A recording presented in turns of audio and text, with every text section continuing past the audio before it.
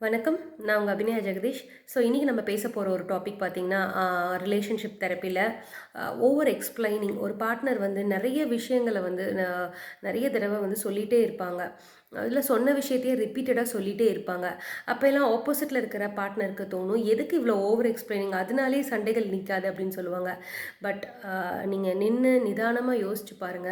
அவங்களுடைய லோன்லினஸ் அவங்களுடைய அந்த ஒரு தனிமை வந்து அவங்க ரொம்ப பாதிச்சு தான் அந்த ஓவர் எக்ஸ்ப்ளைனிங் பண்ணிட்டே இருப்பாங்க. இப்படி இல்ல, இது இப்படி இருக்கும், இது இவ்வளோ கரெக்ட்டா இல்ல, இது இவ்வளோ தப்பா இருக்கு அப்படிங்கிற விஷயத்த நெறைய பேர் பண்ற தப்பு வந்து இந்த ஓவர் எக்ஸ்ப்ளைனிங் தான். எல்லாமே இது வந்து ஒரு ட்ராமாவினுடைய பிரதிபலிப்பு.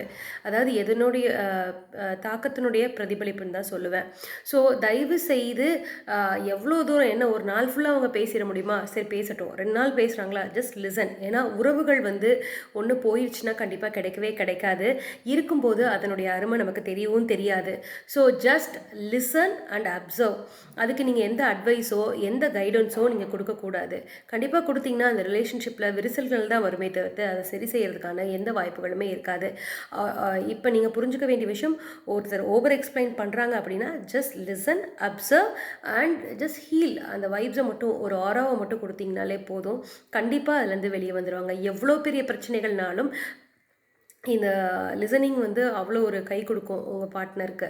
அது மேபி ஒரு பெண்ணா இருக்கலாம், ஒரு ஆணா இருக்கலாம், யாரா வேணாலும் இருக்கலாம். ஸோ இத நீங்க ட்ரை பண்ணி பாருங்க. Thank you so much. இன்னொரு வீடியோல இன்னொரு நிறைய விஷயங்களோட நான் உங்கள சந்திக்கிறேன்.